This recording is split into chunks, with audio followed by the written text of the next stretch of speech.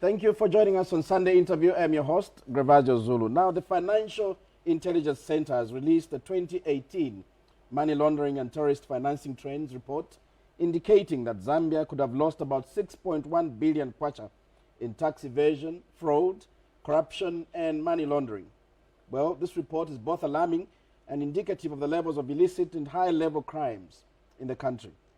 The debate is on, with government calling the report a witch hunt, while some civil society organizations are calling for tougher action on suspects in the report. Chief Government Spokesperson, Honorable Dora Siliya, is on the program to discuss the report and other issues affecting the country, ranging from the economy, KCM, energy, and of course, high minimum prices. Minister, welcome to the program. Thank you. Well, there have been a lot of events in the past 1 week. Resignation of a presidential press aide, release of this report, and many others. Are we in a crisis as a country? Is government, to be particular, is government in a crisis? Let me put it on record, Gravazi. There is an elected government in place, and the government is responding to the aspirations of the people, and there is absolutely no crisis in government. And the government has plans for the development of this country shared by the citizens through the 2030 vision, through the 7th National Development Plans, and through the annual budgets. And as far as we are concerned in government, the President, his cabinet, and the rest of the officials in government continue to execute their duties in response to the aspirations of the people of Zambia. There's what people would call a high-profile resignation of the spokesperson to the President. Quite dramatic and unexpected. Is State House in a crisis? There's absolutely no crisis at State House. By its nature in the civil service, people get appointed to the civil service, and at some point, various individuals decide when they wish to exit to pursue other interests, as we heard from the statement released by Mr. Amos Chanda, who just did resigns. And individuals have various pursuits in their lives, and it should be normal for somebody to be appointed to the civil service and then decide that at this particular time they are going to exit the civil service. Isn't it a bit strange for someone to walk away from such a high-profile job? I think this is not the first resignation in government, and Mr. Chanda made it very clear that he has decided to pursue private interests, and we can only wish him the best. Now let's move on to the FIC report, which came out recently. Government seems to be highly agitated by the report published by FIC on money laundering and terrorist financing trends for 2018. Why? Let's make it clear. Government is the FIC, because the FIC does not operate outside government. It was created by government as a response to the people of Zambia, or the people of Zambia, as aspirations to ensure that there is monitoring of financial flows to avoid support for terrorist activities and other illicit financial inflows and outflows. So let us be very clear. This is a government institution. So now, why are you fighting your own institution, your own creation? There is no agitation. Government is just trying to make it very clear that the law must be observed. First of all, in a democracy, the most important institution in the government, in the three wings of government, is the executive, because the executive derive their power from the people. They're the only part of government that derive people power. They're given that power by the people. And in that executive, the head is the president. And the president and government is a structure in which it operates. Now, the FIC is one of those structures. And government is very clear that the FIC is a very important part of government. And it must operate in a particular way. It has been provided by the law to investigate, to monitor financial flows, inflows, outflows, so that it can monitor certain instances when there is belief that these inflows may be illicit. Now, they have a mandate to do that, and it is very clear. And in their preparing their report, it's also clear in the law that they need to share that information with another set of professionals, the anti-corruption, the police, the drug enforcement, because in government, there must be order. Everybody must understand their role. So the FIC role is provided for to do what they do and then share that report with other professional agencies. Agencies, some of them who have the mandate to actually prosecute, because the FIC has no mandate to prosecute. They have another responsibility. The FIC has a responsibility to educate, I think in Section 5 of the 2016 Act, to educate citizens. Educate citizens, just like the anti-corruption. They sensitize citizens about why corruption is bad. The drug enforcement, they sensitize citizens. The Zambia Revenue Authority, they sensitize citizens. The FIC, they have a responsibility to sensitize citizens on why the citizens should be aware on what they do and also on how to monitor illicit inflows. So what are you saying, Minister, that they should not publish? It is not the responsibility of the FIC to collect information and then put it in the public opinion as a judge. Their responsibility, the FIC, is very clear. They have to do that job, investigate information they get, and then share that information with the anti-corruption, with the drug enforcement, with the police, who will then now take it to another level because they do a second level of investigation until they are clear that yes, that 20 million kwacha or $2 million that got into somebody's account is genuinely for NGO activities and not for something else, and it can be explained. But just to share that information publicly and accept public judgment on information that has not yet been tested through the whole process, particularly in the courts of law, then it continues to just be intelligence. Now, let me make this point. Let me make this point first of all. Let me make this point first of all. Intelligence by its nature is not supposed to be shared with the public, because by its nature it means that it is raw information and it needs to go through further veracity tests, whether it's the anti-corruption and finally in the courts of law, because by its nature it's intelligence and it has to be verified further by other agencies. They're on firm ground in the sense that they have a mandate to collect information. And they have a mandate to sensitize and educate. We are and they're saying they're on firm ground. We are they are not wrong by publishing the information. First of all, so who's wrong? First of all, you said it's one government. First of all, that is the point. Government. You also government. But then you can agree on whether it should be published or not. First of all, it's very important that the citizens, the public, understands that I think in this country we've politicized everything. It is not possible.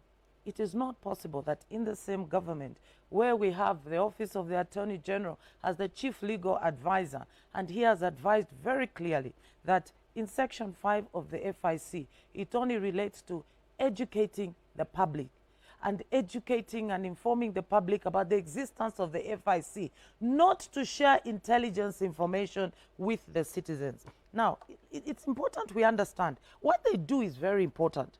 But to share raw data with the citizens is a recipe for anarchy. It's like the police.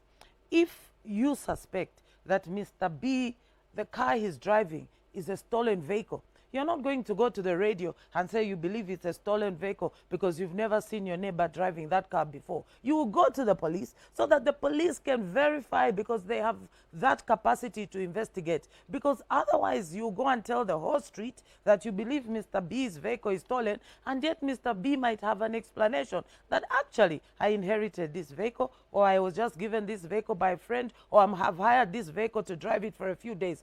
But you'd have published that information to all your neighbors, put that person in disrepute.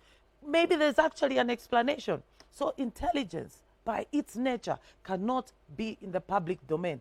In fact, even in terms of natural justice, it is expected that somebody is innocent until they go to the courts of law. In this case, we'll be saying the FIC is infallible, they cannot make a mistake. We are saying that the FIC should be the judge, so when it goes to court, it should just be rubber stamped. Then what is the purpose of the SCC and the other institutions? FIC has not mentioned names. And they would argue police. that way. They haven't given any names. But that is the point. So probably somebody has no justification to feel. The point is that is why nailed down. it is a recipe for disaster, because they should be able to share information with the professionals where they can be honest enough so that those other professionals, the SCC, the police and others, can also do their job and then get explanations on cases that should be discarded and on cases that should be prosecuted. The SCC does almost the same job.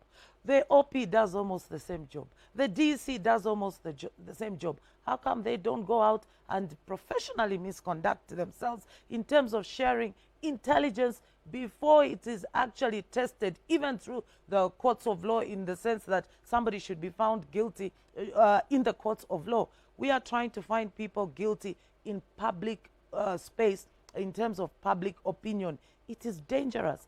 Let me emphasize, when the president said we have to revisit the law is there, but he means that we may have to make it even more clear so that people understand their roles, whether it's SCC, it's FIC, it's the police, so that we don't get this kind of confusion. It's taken you too long, because I want to say that isn't it disappointing that we're back to 2017, 2018, where the report was out, government protested, complained, just come back, 2019. Well, probably we'll have the report out in 2020 again. Well, and we'll be back to the same stage of debating and trying to agree on whether we should publish or not. What should be clear is that the fight against money laundering, illicit money inflows, the fight against corruption, it's a clear government agenda. And government has to pursue these activities in a professional manner. We cannot politicize them. Because when we politicize these activities, we take away from the true work that some of these people who are doing it quietly are doing. There are a lot of institutions that are involved in monitoring these issues, that let us not take away from them by politicking. And we need to separate professional work from politicking that happens every day in this country. And if we continue to engage in this manner, this whole agenda is going to lose purpose, it's going to lose focus, and nobody will take it seriously, because it will just be about hearsay, witch hunting, and trying to say who's B, who's Mr. X. Government is saying, the law is very clear. Let these professional agencies do their work professionally, share intelligence professionally, and when they are ready to prosecute, then we should hear about it. We should not hear rumors. And if the FIC law right now, it doesn't seem to be clear to them, it is why the president suggested that maybe we need to make the law much clearer so that there is no doubt. But the law provides in Section 5 that they have to educate the citizens. The anti-corruption does that. The DEC do that. Even the police educate the citizens on their role as the police. But they don't share intelligence until they have gone through the processes and they are ready, and then they can go to court. When it is in court, then we all know that there is a case, and let the two sides fight it out. But we should not be operating on rumors. Maybe you need to answer this question, Minister. Does government believe in this report? You've read it. You've had it before it went to the public, before we all saw it. Well, do you believe in it? Well, personally, I didn't see it before it went to the public. But the point is not whether I have seen it as Minister Dora or Minister Monakatwe or even indeed His Excellency. The point is that intelligence by its nature, it is just that. It is intelligence. It is not for public consumption. It only becomes public consumption when those agencies who are authorized to make a case verify and say, no, actually, there is a case here. Because some of the reports in there, they will actually compromise ongoing cases by other agencies, such as the SCC and the police.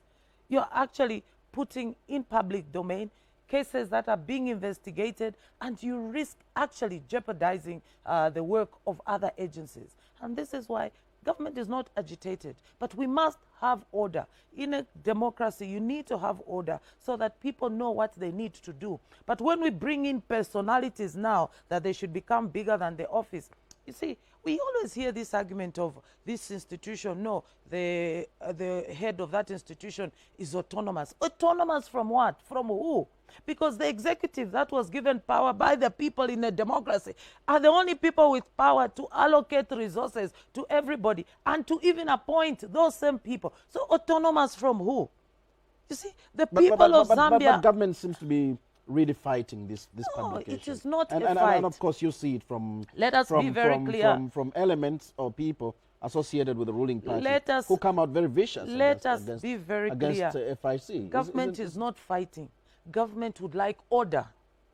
Government would like order. Government is the institution that is representing the people's aspirations.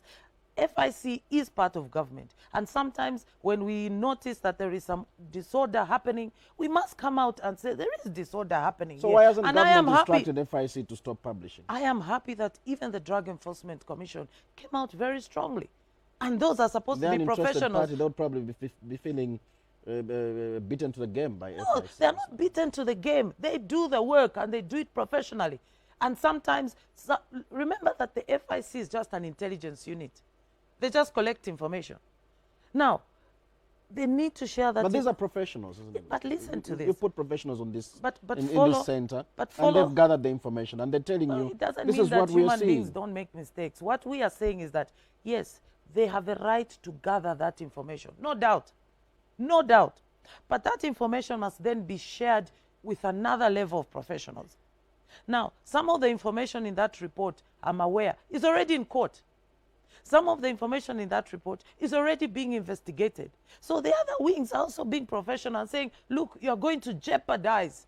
You want to be seen in the public. We have to do this work quietly. And if you're not collaborating and operating in the manner you should be operating and creating a witch hunt, you're even going to make those who are supposed to give us information either fear or give us wrong information. Look, this is about a country. It's not about individuals. So let us take away emotion. Let us take away politics. The FIC was created by government. You see, sometimes you hear those who sing the loudest talking about lifestyle audits. When ZRA visits them, then they get a shock and say, no, this is political. It's because we want to politicize everything. Let me even talk about these lifestyle audits. Not that anybody is averse, but in government, this is an everyday process. There are institutions to monitor all Zambians in terms of lifestyle. What is ZRA there for? To make sure that people pay their taxes. What is the SEC there for? What is the FIC there for? What is the Drug Enforcement Commission there for? What is the police there for? It's a lifestyle audit all the time. So but Zambians feel, maybe if I should generalize, that there seems to be too much disparity between the standard of living for certain people in government and the salaries they get. I don't know. It cannot not only be politicians, even civil servants. People are asking, where do they get the money? Not even away from civil servants. There are people in private sector who have wealth in this country. So for me, let us have confidence in our institutions that monitor lifestyles in this country. Let us have... Should there be a formal declaration of a lifestyle audit? But there is. For politicians, at least for politicians, every year we declare. But let me just make this point very clear. Let me make it point very clear. You're not going to have a 17 million list of Zambians and say this one this one that. That's why there are institutions that do that. Now, while we should fight corruption, and this government has demonstrated its commitment. The fact that we're even talking about it here, in other jurisdictions, people don't even talk about these things. The fact that we are even talking about it here, it is because we are such an open society. Even rumors, even facts sometimes get lost along the way. So that is very important. But on the other side, let us not hamper entrepreneurship. Let us not glorify poverty in this country. Let us not make it difficult for those who are enterprising to even fear being enterprising, because people are going to say, if that one is driving a nice car, then either they must be a corrupt or they must be a devil worshipper. Let us not glorify poverty, because we can't share poverty. We can't. This report, Minister, is telling on the part of what is happening in the country. It does not point particularly to government, but it points even to individuals. Well, and government must, ideally, the reaction expected from you is that we've seen the report, we are concerned, and we are acting on it. And governments... You're missing the point. The report is not special in the sense that this job is done every day, 365 days a year. Every day. There's work on fighting corruption in this country.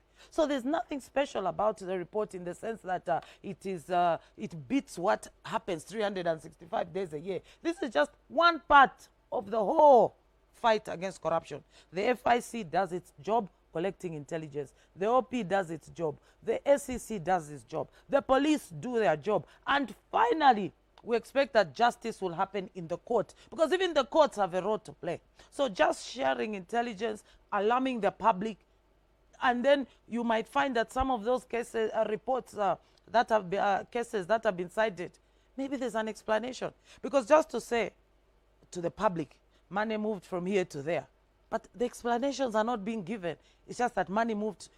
Sometimes we're just alarming the public. That's why intelligence by its nature is not for consumption by everybody. It's supposed to be for the professionals, so that where that intelligence has been verified, then it can go to court.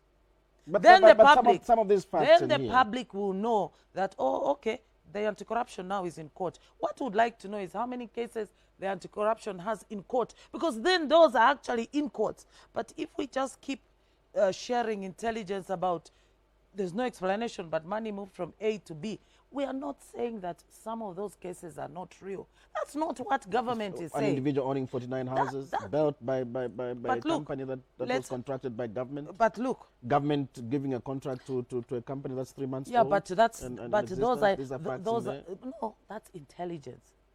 Facts will be determined in the court. That is the point.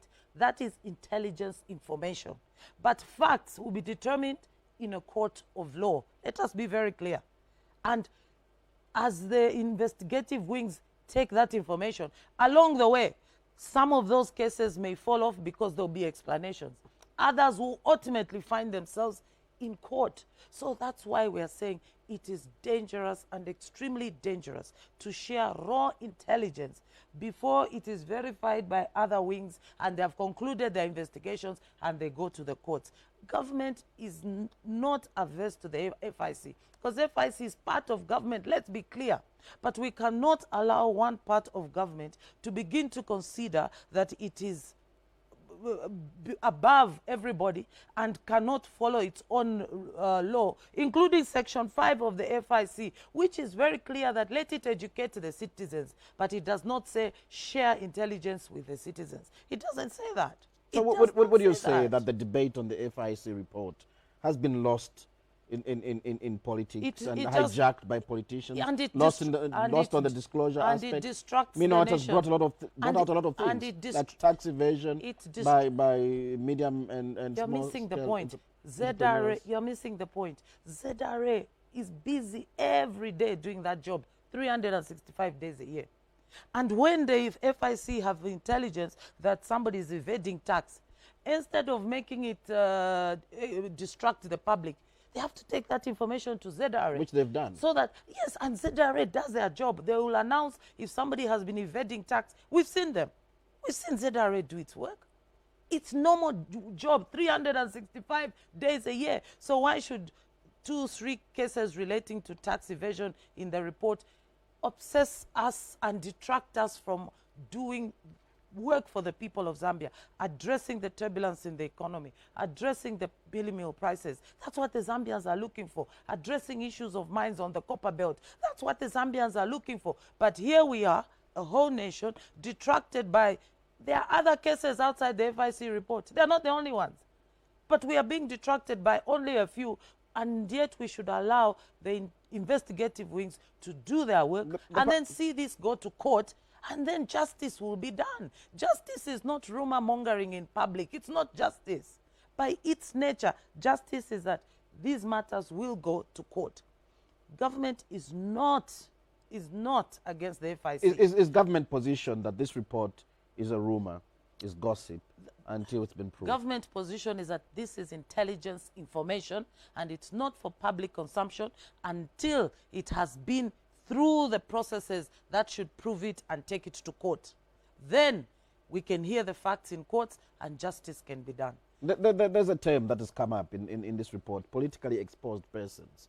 It's not a new term. And there seems to be a trend that these politically exposed I'm not persons so sure that are getting contracts, getting deals. I'm not sure that the FIC. I'm not sure that the FIC is just about politically exposed persons. I think it's just all monitoring all financial flows, looking out for illicit financial flows, whether it's by politically exposed people or not politically exposed people. But also, there are politically exposed people who, by their declaration, are in business anyway. So the point is that, look, the FIC was not created for politicians. It was created for all citizens. Now, but then it's telling the nation, this report, that, well, politically exposed persons there's nothing are wrong making it with big time there's with nothing deals, wrong with a government person. contracts There's nothing and wrong with a public- person in government. public contracts. There's nothing wrong with a person in government to be in business.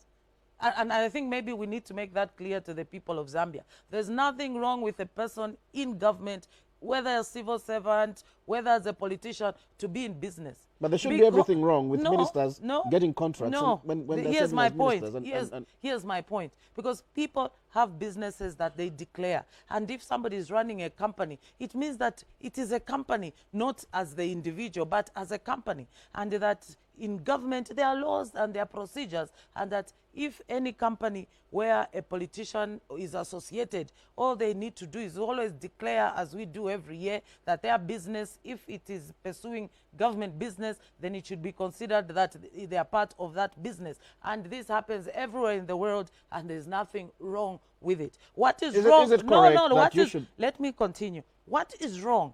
What is wrong is to get business fraudulently. What is wrong is to fail to deliver the business you were awarded. What is wrong is to influence to get business fraudulently. Now, what is wrong is to use your undue influence to get a contract in government. You sit in cabinet, and then you would have road contracts and taking road projects and supplying to the very government that you work. Any company that applies for business in government, there are processes, there are procurement processes, and that those people who are procuring will base their judgment on price, on quality, on competition, and so on. You'd be saying that it's not possible, like we've said many times as government, that ministers or permanent secretaries, whether they have business or not, they don't sit on procurement teams. You'll be saying that private people do not influence procurement processes. It can only be politicians. I think that is a wrong assumption. Let's get back to the point. The point is just that wherever there is corruption, whether it is being done by a politically exposed person or a private person, whether it is being done by a journalist or anybody, it must be exposed. That is the issue. And it must be investigated, and then it must be taken to the courts. But let us not assume guilt based on how I feel, based on what I should think you should be. Let us not fight corruption by even taking away entrepreneurship spirit in this country, because we want to believe that, no, as long as that person has a business or a contract, then it must be corrupt. Where there's corruption, those who are responsible for fighting corruption, the SEC, the Drug Enforcement, and the FIC, will work together and say, here there was corruption. And we have had evidence. We have cases in the courts. There's evidence that these processes work, and we must have confidence in them. Two things before we leave the FIC topic, and I guess one of them is which way forward. You're amending the law governing the FIC, first of all, and how soon is that being done? The law is very clear, but clearly, as His Excellency President Edgar Lungu mentioned, if it is not very clear to them, maybe we should make it just clear so that there is no professional fighting between the other agencies and the FIC, and everybody can be clear that this is the work they are supposed to be doing. The OP, for example, share a lot of intelligence in this country with the relevant agencies, but we don't hear them spreading intelligence to the public and cause panic, because they know that this intelligence, when they have it, it's just that, it's intelligence, but it must be given to the right authorities, whether to the police, so that the police make an arrest, whether it's to the SEC, so that they can prosecute, whether it is to the DA, so that they can prosecute. That's how an orderly government must operate. And we want to rein in the FIC, that you're doing a great job indeed. But that information, that intelligence is for the other professional organizations. You have a job to educate the citizens that keep away from illicit financial activities. That is their job, to educate the public, to sensitize the public, but not to share raw data with the citizens and believe that the FIC is above government and other institutions. In every government and students of democracy, the executive is always the strongest, and the executive is headed by a president, and that is because they derive true power from the people and not from anybody. Is there a possibility the executive, being the strongest, can manipulate this report? We have no reason to manipulate it, because that's why we have entrusted those people to come out with this information. We are not saying that the information cannot be validated. What we are saying is that let's not cause panic in the nation. We entrusted those people as a government. We entrusted them to do the job, and they are doing a good job. All we are saying is that don't alarm the nation, because this information, by its nature, when we created the law in Parliament, we anticipated this, that we should not become a country of rumor mongers, where there is a real case, and this country can prove many times how many cases have gone to court, and nobody has been spared in this country from a president's office. So we should have confidence in our systems. All we are saying is that let's be professional in the fight against corruption. Let us not make it sensational. Let us not make it political, because then it will defeat the whole purpose. Let's move on and look at KCM. And a provisional liquidator was appointed for KCM soon after the president visited the Commonwealth and indicated that government would part company with Vedanta as investor in KCM. Now, Vedanta has taken government to court, and they're disputing this. And should Zambians expect a drawn-out battle, protracted battle? Well, the issue is that we're not there yet. What is important where we are is that government, again representing the people of Zambia, has over a long time felt that we are not getting the true benefit from our asset, that we're not getting the true benefit. Clearly, there's money to be made in the mining business. We have seen continued investment in the mining business. We have seen other mines continue to exist here. Now, if there's money to be made in this business, there are benefits. Our concern is, why aren't we seeing these benefits for the people of Zambia? Because the people of Zambia still have a very long development agenda to ensure that we have roads, we have housing, we have jobs. Our young people are looking for jobs. And these jobs can only come from investment in the economy. That's why we can't share poverty. So our concern as government is there must be something wrong with our relationship. Because if there's business in this sector, how come our relationship between ZCCMIH, representing the people of Zambia, and Vendata, who came together and formed KCM, we don't seem to be, we felt that we are not benefiting from this relationship. And this has been a protracted issue since 2013, until finally a tough decision has been made that, look, the asset belongs to the people of Zambia, and we want it to continue operating so that the jobs there are not affected, and also the obligations of suppliers and other contractual obligations. But our relationship maybe should be wound up so that we can find another partner for this asset and maybe even reap better than we are doing now. So it's as clear as that. It's just an issue of between ZCCMIH on behalf of the people of Zambia and Vendata that we think our relationship is not working. Look, it's like in marriage. The principle of marriage works, but sometimes it doesn't work between two particular people. They have to go and find other partners maybe for it to work. So it's the same here, that in this particular case, there's business in the mines, but clearly between the two parties, specifically. And you need to be very clear again on this one. Is it nationalization? And we've heard talk about that. Or you're handing it over to another private investor. It's not nationalization. Government on behalf of the people of Zambia has an interest in that mine. We already have an interest, but we are not seeing a benefit from the interest. So ZCCMIH declared a dispute. Now, we as government, we must be interested because there are Zambians working there, number one. Number two, it's a Zambian asset, and it must be looked after while we resolve this commercial agreement that we have between us and Vendata. So it is not nationalization. I think let us be extremely clear. It is not nationalization. What it is a process for us to get out of a relationship with one partner and hopefully find a relationship with another partner so that we can continue this mine operating. The speed with which action was taken to appoint a liquidator and quickly move in seems to suggest there's already an investor on the horizon. Is that the position? Any interest from? Look, I think the president... Are there interests around the president has been very clear that he's consulting with experts. That decision had to be made, but at the same time, that discussions, people have come forward to show interest, and I'm sure the Minister of Mines will keep us updated. Clearly, this matter has just happened. There are a lot of issues to resolve. We are happy and very grateful to His Excellency, the President, that he has really continued to take interest in the staff there, the workers there, that they should not suffer necessarily, and their salaries were paid for May, even after the liquidation was announced. So as government, our interest is for the Zambians. There are Zambians who work there.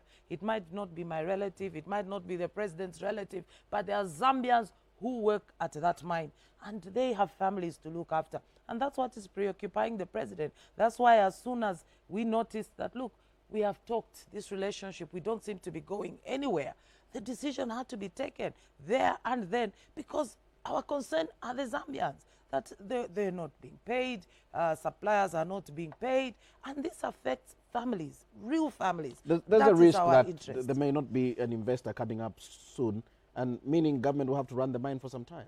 Look, like I said... pay salaries and keep it afloat, which is a difficult thing to do. Like we have said, the president is very alive to the issues around this, and would like to see a solution very, very quickly. I can assure you it's really preoccupying him, and I think these events have just happened. Let's see where we're going. The Minister of Mines, I'm sure, will keep us updated where we are now from when the process began, to find out where are we now and what is happening now. But we have no doubt that there are a lot of other people also who are interested there, who have already begun to show interest. But we have to get there and ensure that we get there as quickly as possible, keeping in mind that the asset must be maintained. It must be maintained, and that's the mine, but also that the workers must be safeguarded, and also that those who are owed by KCM should also be looked after, because that is what is interesting the Zambians. That is what is in their interest, that these issues must be resolved. If the workers were being looked after, if suppliers were being paid, government would have had no reason to take this decision. It would have had no reason. But we took the asset, the interest of the asset as a Zambian asset, and also the interest of the workers, that they needed somebody to help them in their working environment. And this is why such a tough decision was made. Ultimately, the Zambian people, that they must benefit from this asset. A quick one before we leave this topic. The issue of government taking over, and Vedanta is saying they've invested heavily, and we saw government take over Zamtel, and we're paying heavily to Lab Green. Do we see a similar situation? The difference is very clear. While Zamtel was nationalization, KCM is not nationalization. It's just winding up of a relationship with one partner so that we find another partner. Let's move to the economy. Last week there were announcements about austerity measures, and the promise was that the Minister of Finance was to take a list to Cabinet to discuss the laws that you were cancelling out and others that you were not going to disperse. Has that been done? Well, clearly we haven't met yet as a Cabinet. You know, the President was away, and I'm sure at the earliest Cabinet, when it's called, the Minister of Finance also, you recall, has been going around the country to consult on the new tax system. So government has been quite preoccupied with trying to hear the people, hear the Zambians, and chart a way forward, and also see what is the best option for us as a country through this economic turbulence. How do we get back? What is priority? What must be done? For example, supplies to hospitals, schools, and basic infrastructure, agriculture. That what are the priorities, that what we can't do without? And also, what is it we can postpone, we can delay, we can restructure? And this is what is preoccupying the Minister of Finance. And also, what is the best way for us to be efficient in terms of tax system? So she has been going around the country, as you're aware. So I think at the next Cabinet, or the one after that, she should be able now to put all this information, intelligence that she has gathered, and say, my colleagues in cabinet, I think this is the best way forward. Let's move on to probably maybe politics and look at NDF. The resolutions there, Ian, have really been condemned. And there's been an uproar on some of the resolutions that really government did not think through this process and may land us in more costs. The NDF was about citizens, not about government. It was about citizens. A process created by government for the citizens. Again, in a democracy, a government has to have an executive. And the executive must govern. You cannot wish a democracy where there's nobody in charge. You might not like democracy, you might not like it, but right now, there's nothing else. And the point is that in a democracy, somebody has to be in charge, and the in charge is the executive on behalf of the people who elected it. And so, how else will a law be created except through government taking it to parliament? How else? So people must debate. You know, sometimes I listen to the radio, I will follow some online publications. It's clear that people are arguing from an uninformed position. And a person in the street who's not in government or in parliament will not create the law. They can be on radio talking every day, but they will not create a law. Hoping you would listen to them. But that's what we did. The Zambians said the 2016 constitution has lacunas. That's what they said. The Zambians. But then people are concerned. Zambians are concerned that instead of addressing these lacunas, the NDF went to amend even clauses that had no lacunas, and just to change them for the sake of not being happy with it. But that's what Zambians made submissions to the Minister of Justice, that there are lacunas in this constitution, but also there are other issues that we are not happy with. The Minister of Justice went around the country. People went to his office to submit. You see, the point is that for those who have the opportunity to want to be on radio or to be online, they think they're the only Zambians. So they think when they say Zambians, it's just them, Zambians. They don't believe that the other Zambians who maybe are not making noise anywhere, but they wrote submissions. So do you think Zambians want deputy ministers back? Is that a position? Look, the NDF was not about government. It was about citizens. And since 17 million citizens can't meet, representatives of 17 million Zambians met. And at that meeting, these are the issues they came with. And they made arguments at that meeting. And at that meeting, in the respect of, again, that the majority will be heard, these matters were discussed very, very conclusively. Heated debates until people agreed that these are the issues. And one of the arguments that was being given, in fact, by citizens at the NDF over deputy ministers was that because by nature cabinet ministers are at ministries in Lusaka, there's an absence of government, especially in rural areas, because ministers get very involved with issues in Lusaka and do not find the time sometimes to go out and visit the people, because government is not for just Lusaka. Government is for Zambians everywhere, and they want to see leaders. And there were arguments that there's an absence of government in other parts of this country because ministers do not find the time to travel because they are always involved. Yeah, would that be a priority really in a country which is struggling, cancelling loans for development, failing to develop and paying much of again, I'll tell you another debate. Using much of the money again, in I'll tell you, debt, and then I'll tell you what the people at that meeting were saying. At the NDF, some people argued that, look, since deputy ministers are appointed from the same parliament, you see, right now, they're ministers in parliament and they are members of parliament. It's the same number, 156. It won't change. And ministers and the deputy minister and the parliamentarians get the same salaries. They get the same vehicles. They get the same housing allowances. So the arguments that were being put at the NDF was that this is less costly than even having executive mayors who need a new payroll. They're already on the payroll. But then the attendant costs of a vehicle, probably two vehicles, but a secretary, phone bills, and water bills, and you don't pay those for ordinary members of parliament. We don't do that. But look, when deputy ministers were removed, the civil service remained the same. The same secretaries who were serving them. You know, these arguments were given at the NDF, and that the cost to the country in terms of attending to issues by government being present in many parts of the country often is more than what people would think as a minimal cost compared to even executive mayors who would have a whole new payroll. Those arguments were advanced at the NDF, and ultimately I'm sitting here referring to those arguments because they took the day at the NDF.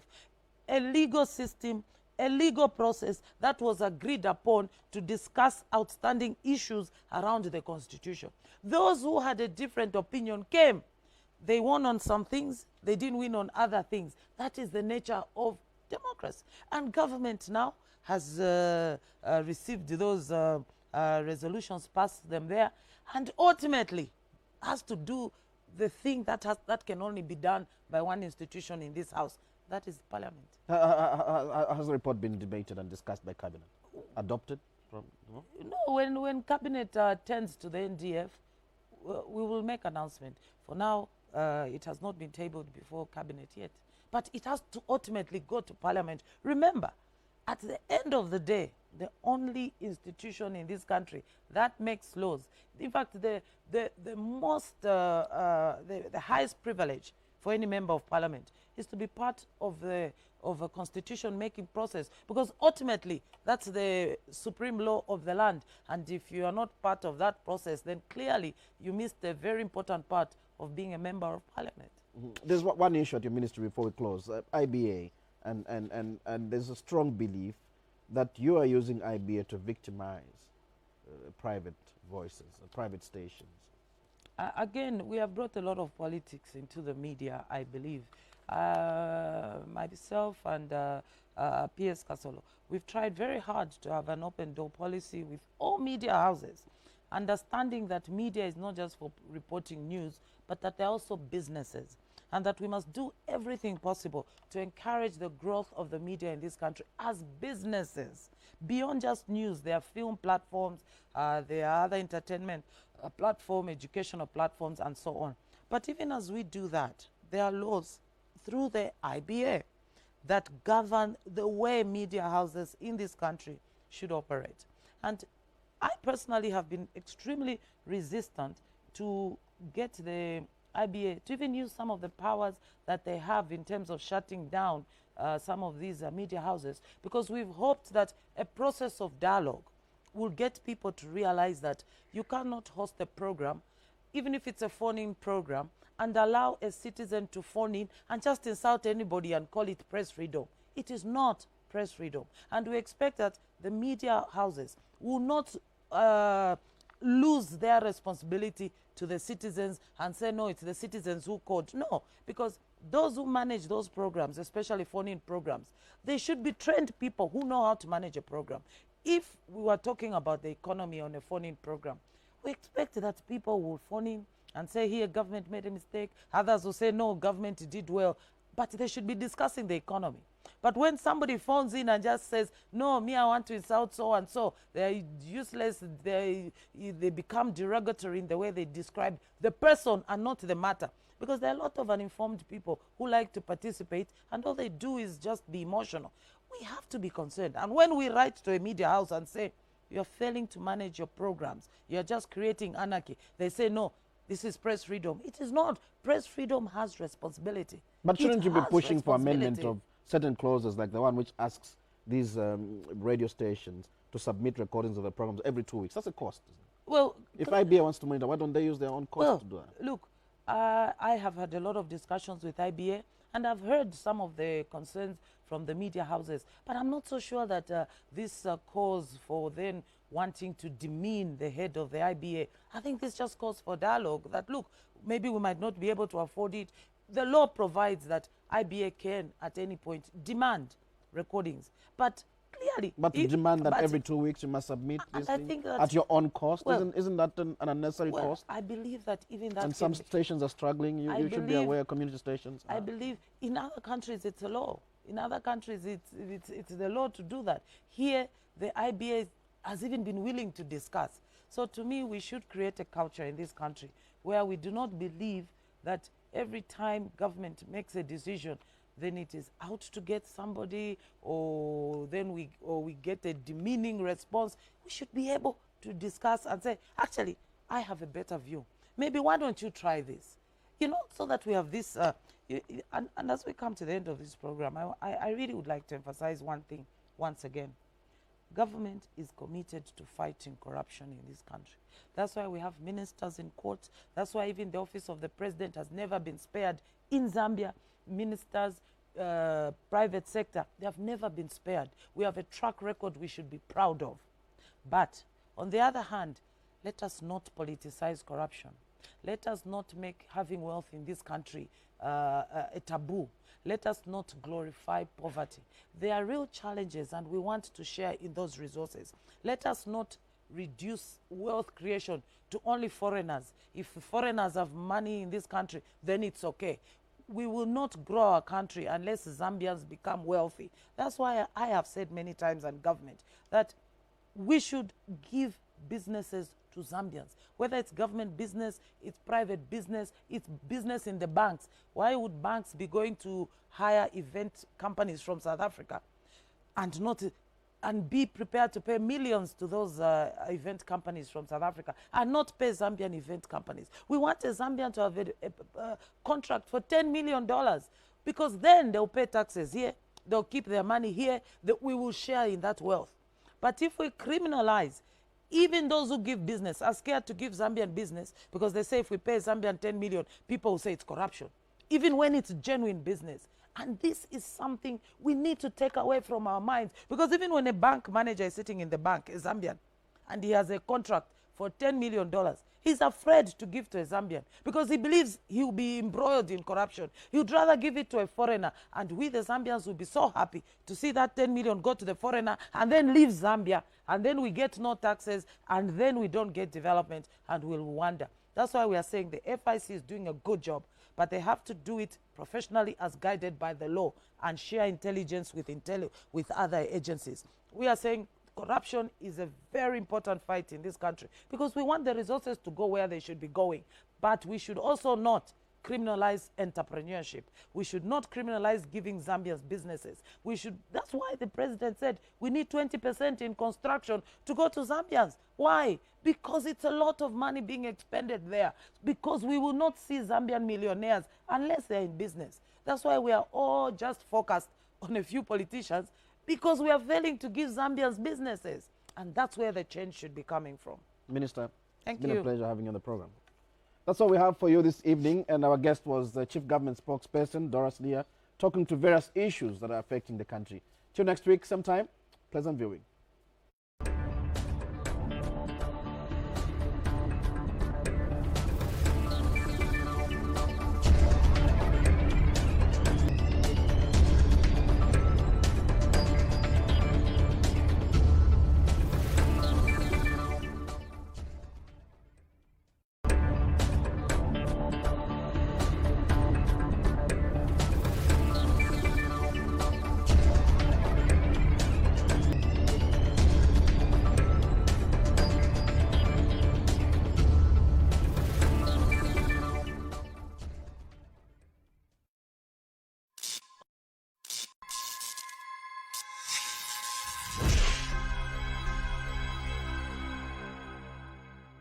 One Zambia, one nation.